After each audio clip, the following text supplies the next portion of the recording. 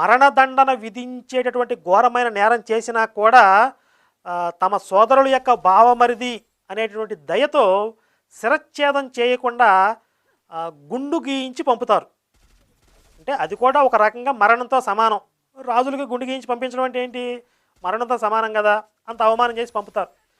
మరి కనుక మరి సైంధవుడు తప్పు చేశాడు కనుక సైంధవుడు పెళ్ళాన్ని ఎత్తుకుపోతాం, వాడి భార్యని రేపు చేయిస్తాం, ఇట్లాంటి దగులుబాజీ దిక్కుమాలినటువంటి వ్యవహారాలు ఇట్లా రామాయణ మహాభారత ఇతిహాసాల్లో లేవు. కాబట్టి ఇవి చదివితేనన్నా మరి బైబిల్ దేవుడికి ఏమన్నా జ్ఞానోదయం అయ్యి ఎవడైతే తప్పు చేశాడో వాడికి మాత్రమే శిక్ష పడే విధంగా ఈయన తన శిక్షాస్మృతిని సరి చేసుకోవాల్సిన అవసరం ఉంది అని గ్రహిస్తాడేమో అనేటటువంటి ఒక చిన్న ఆశ నాకుంది. కాబట్టి ఆయన యొక్క అడ్రస్ కనుక చెప్తే నేను ఆయనకి రాజ్యాంగ ప్రతిని, రామాయణ మహాభారత ఇతిహాసాలని బైబిల్ దేవుడికి పంపిస్తాను. అట్లాగే చైనా వాళ్ళకి కనుక ఈ విషయం తెలిస్తే ఈ వైరస్ను పంపించింది బైబిల్ దేవుడే